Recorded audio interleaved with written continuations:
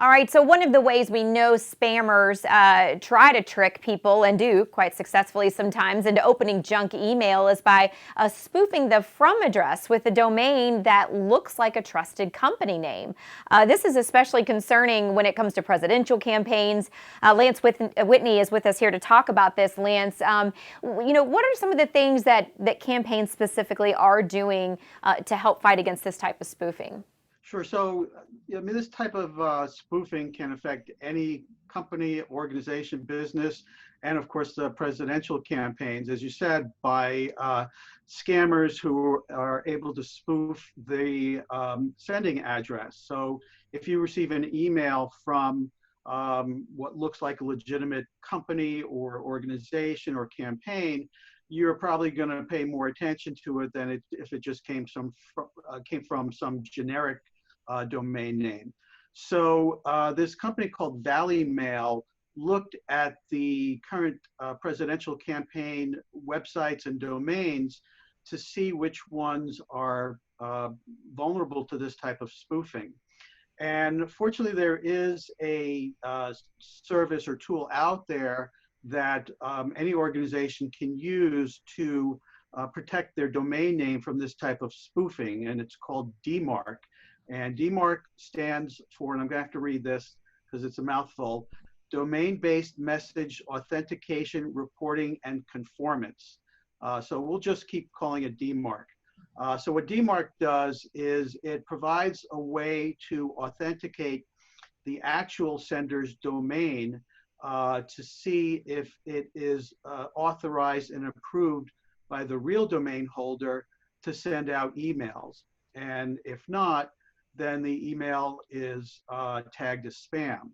So what Valimail found specifically with the presidential campaigns is that among the 15 what were then current campaigns, about 8 of them were fully protected by the DMARC technology, and the others were not fully protected. Well, and Lance, that can be a scary thing when you're talking about something as important as a presidential campaign as we are this year. So talk a little bit more, expand on, some of the vulnerabilities, the risks for the campaigns if they aren't using this type of protection. Especially with a presidential campaign, there are a few ways that hackers and cyber criminals can take advantage of this flaw to spoof the domain and email. So one way would be, let's say a hacker sends out a negative email that looks like it's coming from the campaign, and it's an email that has some kind of offensive or objectionable content in it. The potential voters who receive this could be tricked into believing that it came from the actual campaign, which obviously is going to hurt the campaign's chances of succeeding. Another possibility is that the hackers could use the domain name to send messages to potential donors and other people like that.